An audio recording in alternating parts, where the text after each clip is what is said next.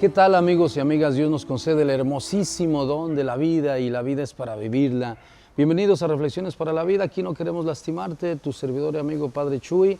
Un dicho y un versículo de la Biblia. Un dicho que es la sabiduría popular y un versículo de la Biblia que es la palabra de Dios. Bienvenidos.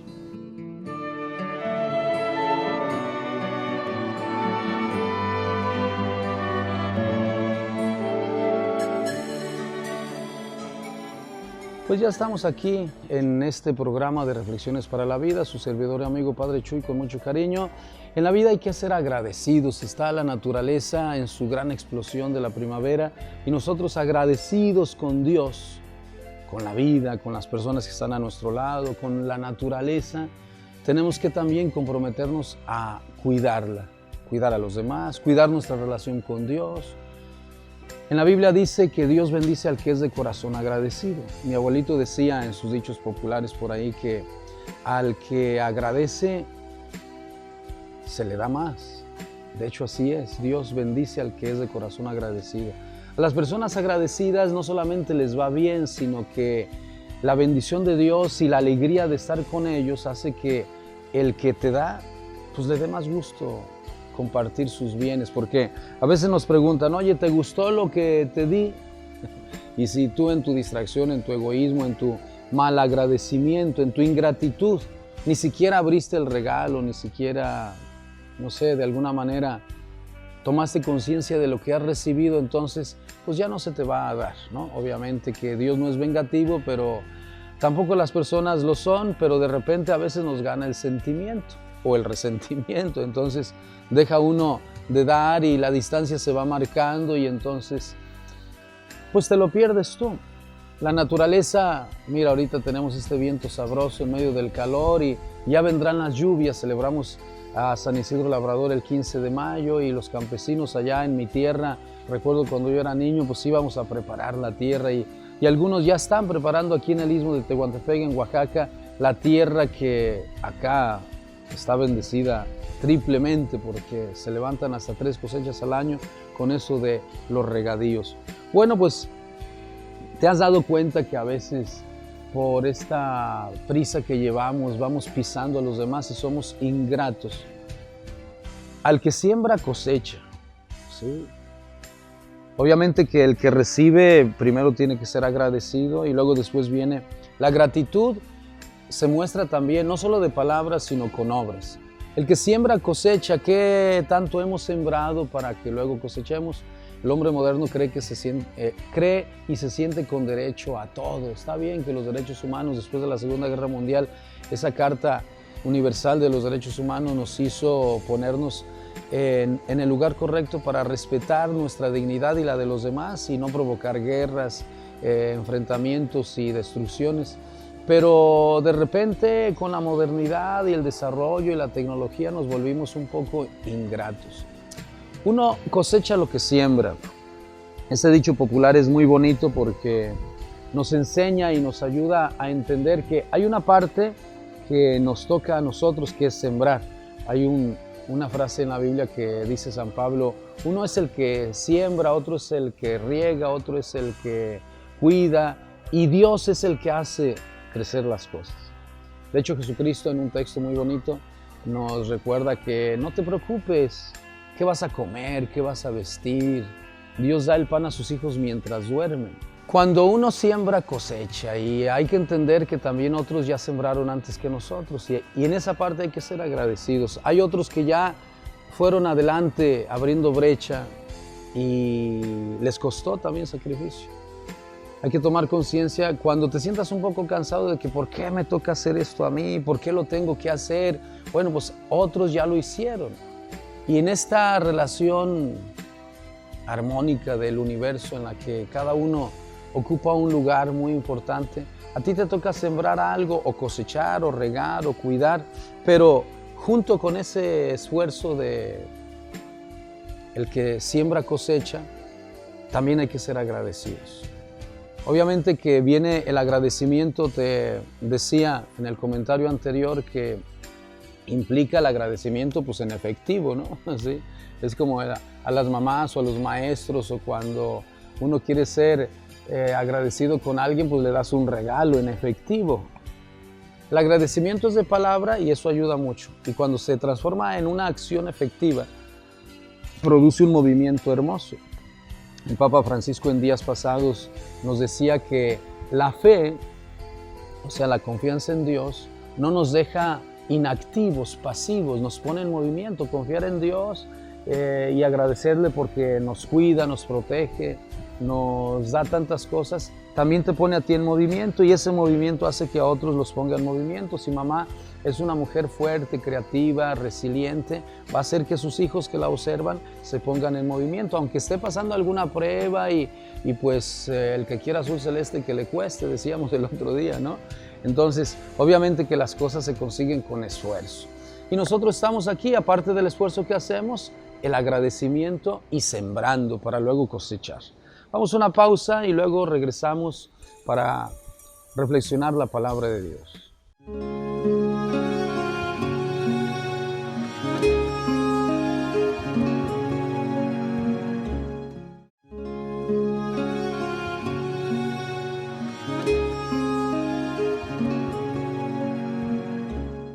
Ya estamos de regreso en Reflexiones para la Vida, en el segundo bloque, en un versículo de la Biblia que nos ayuda a entender en esta ocasión que el que es agradecido, Dios lo bendice. Jesucristo en una ocasión, cuando lleno del Espíritu Santo, vio que los niños o los sencillos, los humildes se entienden más pronto y alaban a Dios y se ponen a disposición para cumplir su voluntad. Dice: te doy gracias, Padre, Señor del cielo y de la tierra, porque has enseñado estas cosas a los sencillos y ellos las entienden. Te doy gracias, Padre. Cuando uno da gracias, generas un movimiento en el universo, en tu vida, en tu interior, en tu cerebro, en tus neuronas. Hacen que las neuronas entren en una explosión de alegría. Dicen los neurólogos, en la neurología, cuando las neuronas reaccionan en esas reacciones eléctricas por una motivación, por algo bueno, entonces surge la creatividad, surge un movimiento hermoso así como Jesús, que cuando vio y contempló a los sencillos, a los humildes, a los niños, da gracias porque la gente entiende las cosas de Dios. Claro que el soberbio, el orgulloso, el presumido, el altanero, el violento, el narcisista, el egoísta, el individualista, el solitario, pues ese, en vez de tener una explosión de alegría, de gozo, tendrá explosiones de placer, pero dicen los neurólogos, que son 20 segundos. Por ejemplo, el que se droga, son 20 segundos de placer. De manera artificial genera en su cerebro que la dopamina, la endorfina, pues le produzca placer en su cuerpo. Es una felicidad, pero es fugaz. Sin embargo, cuando uno trabaja y se esfuerza, tienes la satisfacción del deber cumplido. Quiero compartirles una experiencia de mi adolescencia. Cuando estudié la secundaria, cuando ingresé al seminario, yo ya era un adolescente avanzado, ¿no? Ya era yo trabajador, yo trabajaba desde niño como niño obrero y después como adolescente, pues yo generaba para mi casa un salario y medio más que mi propio padre, porque yo tenía 2 trabajos, entonces generaba esa economía para la familia.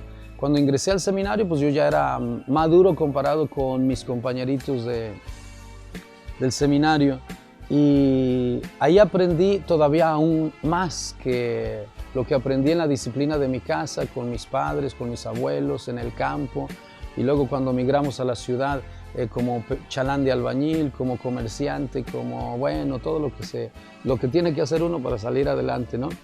Y en el seminario aprendí algo muy hermoso, la disciplina, que ya la tenía yo, pero los horarios, el producir, el trabajo, el esfuerzo. Y en el colegio donde íbamos a estudiar los seminaristas, la secundaria, la parte académica, estudiamos con las siervas de Jesús sacramentado, unas religiosas que tenían un dicho que siempre lo llevo yo en mi corazón, y nos enseñaron el lema que ellas tienen, que se llama fieles al deber.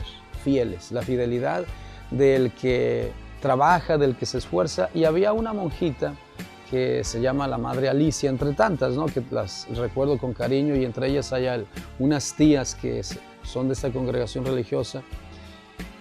Ella siempre nos motivaba, y más a los seminaristas, nos atendía con mucho cariño porque nos estábamos preparando para el sacerdocio. Entonces nos decía: ustedes van a tener una misión muy importante en esta vida, y nos motivaba a estudiar, a leer, a trabajar, a esforzarnos, y nos decía una frase muy bonita, producida por el lema de ellas: fieles al deber. El cumplir un deber produce una satisfacción enorme.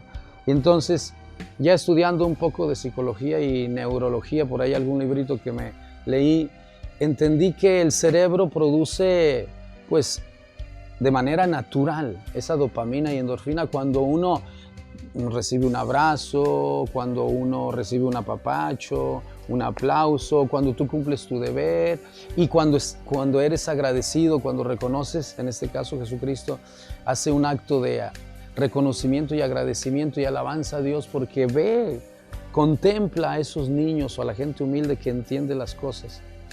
Entonces eso produce una alegría, un gozo grande.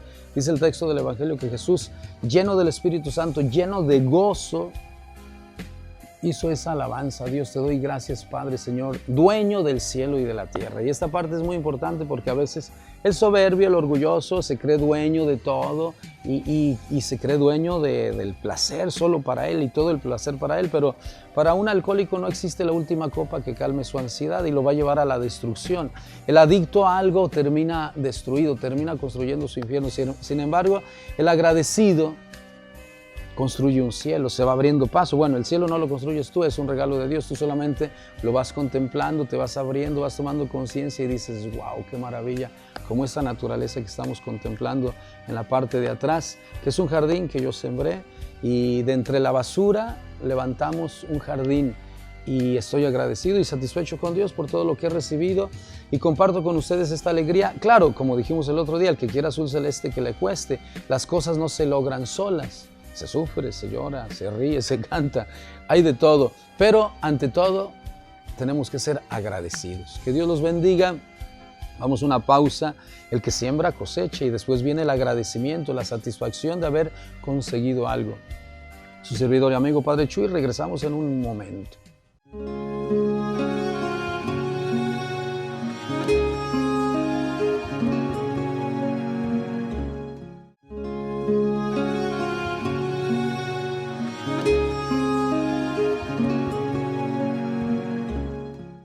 Ya estamos de regreso en el tercer bloque de Reflexiones para la Vida.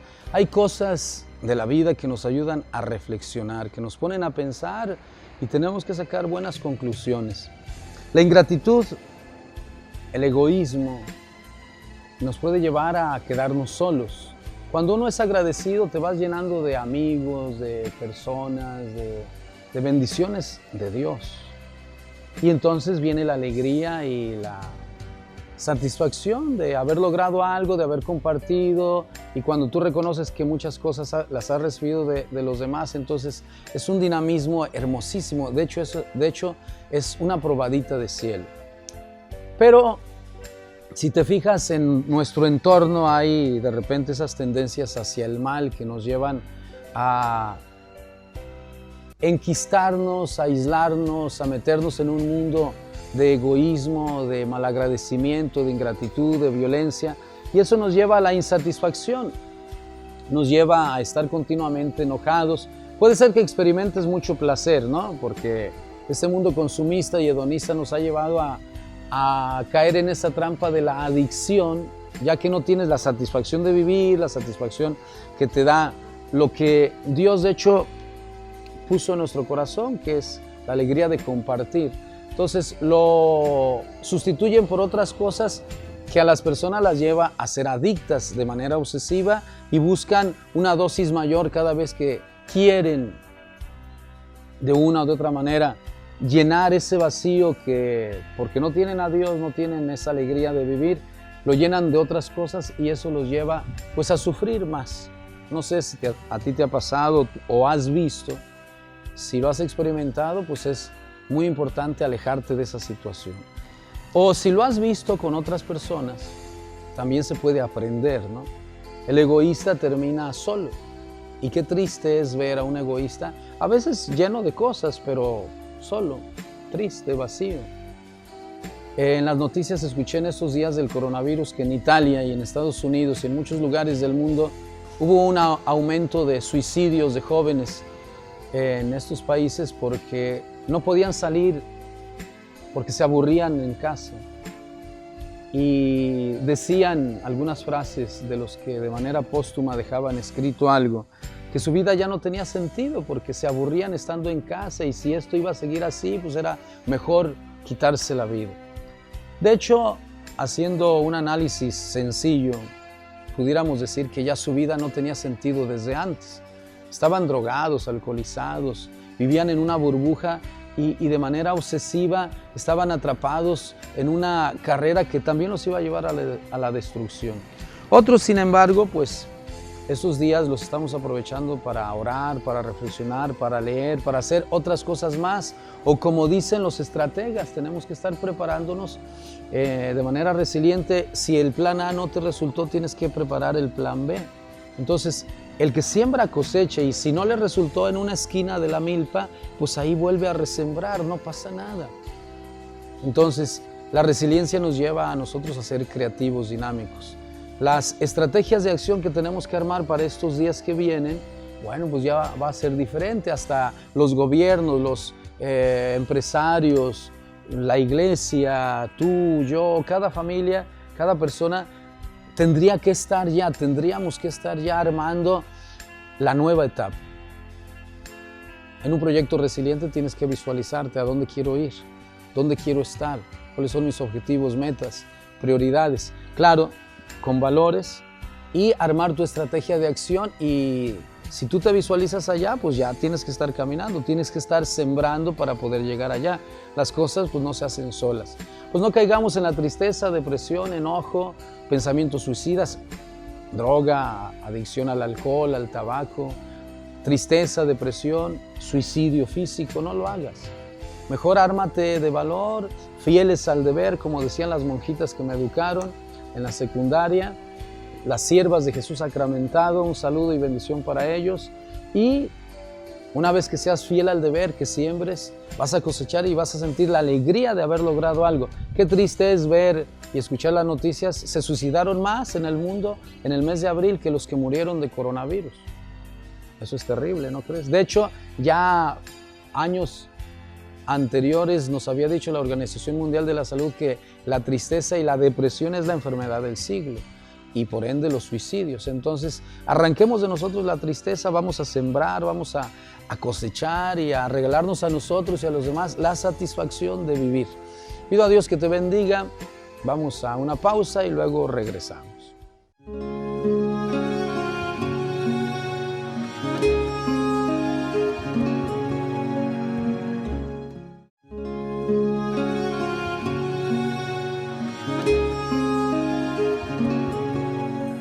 Qué bonito que estamos aquí compartiendo en este jardín que sembramos con mucho cariño para poder contemplar y ser agradecidos con Dios y con la naturaleza.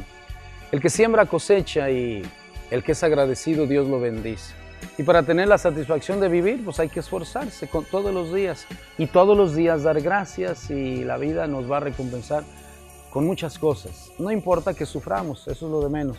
Gracias por estar con nosotros en Guadalupe Tu Radio, la radio comunitaria de la diócesis de Tehuantepec y en Reflexiones para la Vida aquí en YouTube. A Esteban que está atrás de cámara, a usted que está ahí en casita, gracias. En estos días de pandemia, ponte a sembrar para que coseches mucho. Que Dios te bendiga, tu servidor y amigo Padre Chuy. Gracias.